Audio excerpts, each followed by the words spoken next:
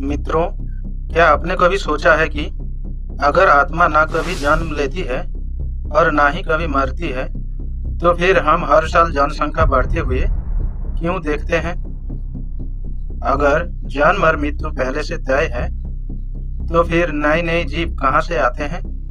क्या आत्मा का कोई आरंभ है या अंत है? आइए आज हम इस रहस्य पर धर्म, विज्ञान और दर्शन के प्रकाश में गहराई से चिंतन करें।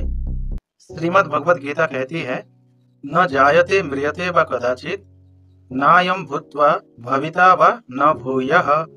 अर्थात आत्मा ना कभी जन्म लेती है, ना कभी मरती है। शरीर बदलते हैं, लेकिन आत्मा शाश्वत है। ये जन्म और मृत्यु केवल वस्त्र बदलने जैसा है। तो सवाल उठता है कि अगर आत्मा शाश्वत है, तो ये बढ़ती हुई जनसंख्या क्या है? गीता के अनुसार आत्माएं पहले से ही अनंत है। वे केवल एक शरीर से दूसरे शरीर में प्रवेश करती रहती है, लेकिन मानव रूप में जन्म लेना दुर्लभ है।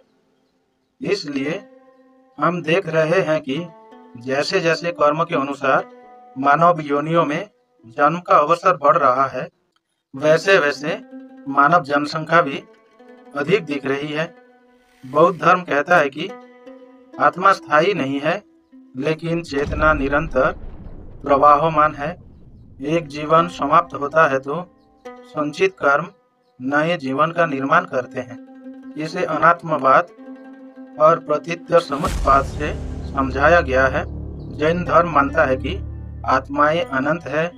प्रत्येक आत्मा अपनी कर्म बंधन के अनुसार नए शरीर धारण करते हैं। इसी दृष्टि से भी आत्माओं की संख्या स्थायी है, लेकिन उनकी अभिव्यक्ति भिन्न भिन्न लोकों में होती रहती है। कभी वे मानव शरीर धारण करते हैं, कभी पशु पक्षी और कभी अन्य रूपों में। इस्लाम कहता है कि आत्मा अल्लाह की तरफ से दी जाती है। हर नए जन्म में अल्लाह आत्मा फूंकता है।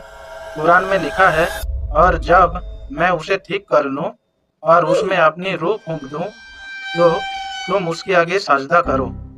इसलिए इस्लामी दृष्टिकोण में आत्मा सृजित है और ईश्वर के आदेश पर हर नए जीवन में प्रवेश करती रहती है।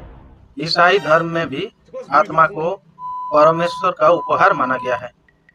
कहा गया है कि प्रत्येक आत्मा अद्वितीय है और ईश्वर ने उसे रचा है। इसलिए बढ़ती हुई जनसंख्या को भी ईश्वर की योजना का हिस्सा समझा जाता है।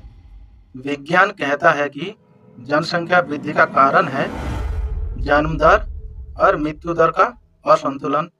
बेहतर चिकित्सा, पोषण और तकनीकी विकास ने मृत्यु दर को घटा दिया है, जबकि जन्म दर अभी भी ऊंची है।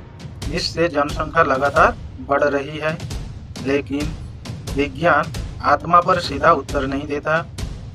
विज्ञान केवल ये बताता है कि चेतना एक जटिल प्रक्रिया है जो मस्तिष्क और न्यूरॉन से जुड़ी है।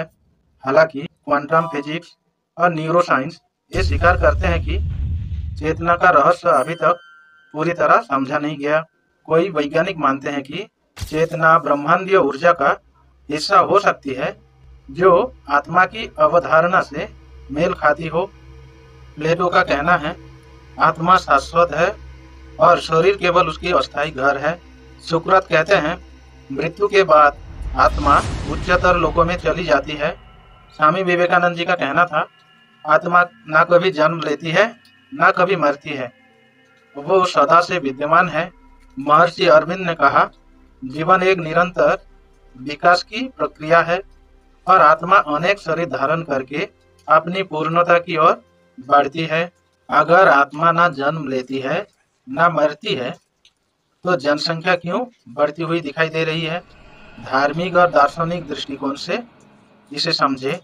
आत्माओं की संख्या अनंत है, लेकिन जो आत्माएं पहले अन्य लोकों में या योनि में थी, वो अब मानव शरीर धारण कर रही है।